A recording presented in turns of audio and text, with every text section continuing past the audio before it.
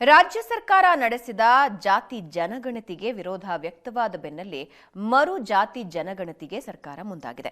September 22ರಿಂದ Karnataka ರಾಜ್ಯ ಹಿಂದುಳಿದ ವರ್ಗಗಳ ಆಯೋಗದಿಂದ ಸಾಮಾಜಿಕ ಮತ್ತು ಶೈಕ್ಷಣಿಕ ಸಮೀಕ್ಷೆ ನಡೆಸಲಾಗುತ್ತೆ. ಸಮೀಕ್ಷೆ ಹೊಸ್ತಿಲಿನಲ್ಲೇ ವೀರಶೈವ ಲಿಂಗಾಯತ ಮಠಾಧೀಶರ ಮಧ್ಯೆ ಧರ್ಮಯುದ್ಧ ಶುರುವಾಗಿದೆ.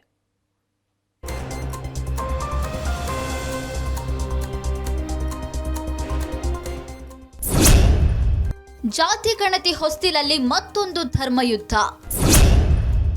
ವೀರಶೈವ ಲಿಂಗಾಯತ ಮಠಾಧೀಶರ ಮಧ್ಯೆ ಜಟಾಪಟಿ. ಸೆಪ್ಟೆಂಬರ್ 22ರಿಂದ ರಾಜ್ಯ ಸರ್ಕಾರದ ಜಾತಿ ಜನಗಣತಿ ಮರು ಸಮೀಕ್ಷೆ ನಡೆಸೋದಕ್ಕೆ ಸರ್ಕಾರ ಮುಂದಾಗಿದೆ. ಸರ್ವೆಗೆ ಅಪಸ್ವರ ಕೇಳಿ ಬರ್ತಾ ಇರುವ ಮಧ್ಯೆ ವೀರಶೈವ ಲಿಂಗಾಯತ ಮಠಾಧೀಶರ ಮಧ್ಯೆ ಧರ್ಮ ಜಟಾಪಟಿ ತಾರಕಕ್ಕೇರಿದೆ. ಧರ್ಮದ ಕಾಲಂನಲ್ಲಿ ಏನ್ ಬರೆಸಬೇಕು ಅನ್ನುವ ವಿಚಾರಕ್ಕೆ ಮಠಾಧೀಶರ ಮಧ್ಯೆ ತಿಕ್ಕಾಟ ಶುರುವಾಗಿದೆ.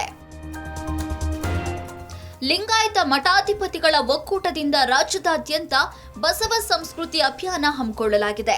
ಜಾತಿ ಜನಗಣತಿ ವೇಳೆ ಧರ್ಮದ ಕಾಲಂನಲ್ಲಿ ಲಿಂಗಾಯತ ಅಂತ ಬರೆಸುವಂತೆ ಲಿಂಗಾಯತ ಮಠಾಧಿಪತಿಗಳ ಒಕ್ಕೂಟ ನಿರ್ಣಯ ಕೈಗೊಂಡಿದ್ದು ಸಾಣೇಹಳ್ಳಿ ಮಠದ ಪಂಡಿತಾರಾಧ್ಯ ಸೂಚಿಸಿದ್ದಾರೆ.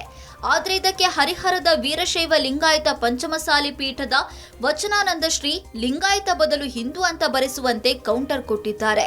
ಎಲ್ಲ ಸಾರ್ವಜನಿಕರಿಗೆ ನಾವು ಹೇಳುವಂಥದ್ದು ಧರ್ಮದ ಕಾಲಂ ಅಂತ ಇಲ್ಲ, ಇತರೆ ಕಾಲಂ ಅಂತ ಒಂದಿದೆ. ಅದರಲ್ಲಿ ಆ ಇತರೆ ಅನ್ನುವಂಥ ಜಾಗದಲ್ಲಿ ಧರ್ಮ ಅಂತ ಭಾವಿಸ್ಕೊಂಡು ಲಿಂಗಾಯತ ಅಂತ ಸ್ಪಷ್ಟವಾಗಿ ಬರೆಸಬೇಕು.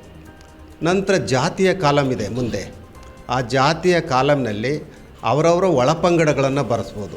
ಕರ್ನಾಟಕದಲ್ಲಿರುವಂತಹ ಎಲ್ಲ ಲಿಂಗಾಯತರು ವೀರಶೈವರಲ್ಲಿ ನಾವು ಯಾವ ಕಾಲಂನಲ್ಲಿ ಬರ್ತೀವಿ ಅಂತಂದ್ರೆ ಹಿಂದುವಿನ ಅಡಿಯಲ್ಲೇ ಬರ್ತೇವೆ ನಾವು. ಇಷ್ಟೆಲ್ಲ ಬೆಳವಣಿಗೆ ಮಧ್ಯೆ ಬಸವ ಜಯಮೃತ್ಯುಂಜಯ ಶ್ರೀ ಇಂದು ಪಂಚಮಸಾಲಿ ಜಾತಿ ಗಣತಿ ಸಭೆ ಕರೆದಿದ್ದಾರೆ. ಯತ್ನಾಳ್, ಸಿಸಿ ಪಾಟೀಲ್, ಅರವಿಂದ ಬೆಲ್ಲತ್ ಸೇರಿದಂತೆ ಹಲವರು ಭಾಗಿಯಾಗಲಿದ್ದಾರೆ. ಇನ್ನು ಜಯಮೃತ್ಯುಂಜಯ ಶ್ರೀ ಪಂಚಮಸಾಲಿ ಬರೆಸುವಂತೆ ಕರೆ ಕೊಟ್ಟಿದ್ದಾರೆ.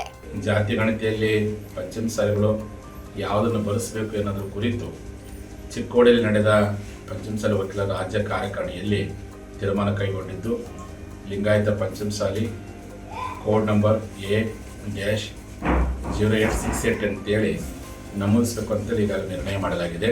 ಈಗಾಗಲೇ ಎಲ್ಲ ಸಮಾಜ ಬಾಂಧವರು ಲಿಂಗಾಯತ ಪಂಚಮಸಾಲಿ ಎಂದೇ ನಮೂದಿಸಬೇಕು.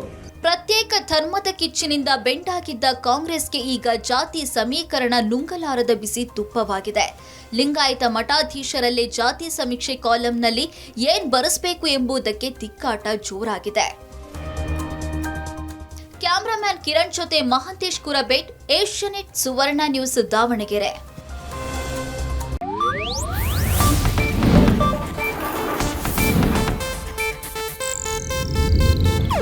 ಇದು ಏಷ್ಯಾನೆಟ್ ನ್ಯೂಸ್ ನೆಟ್ವರ್ಕ್ ಪ್ರಸ್ತುತಿ.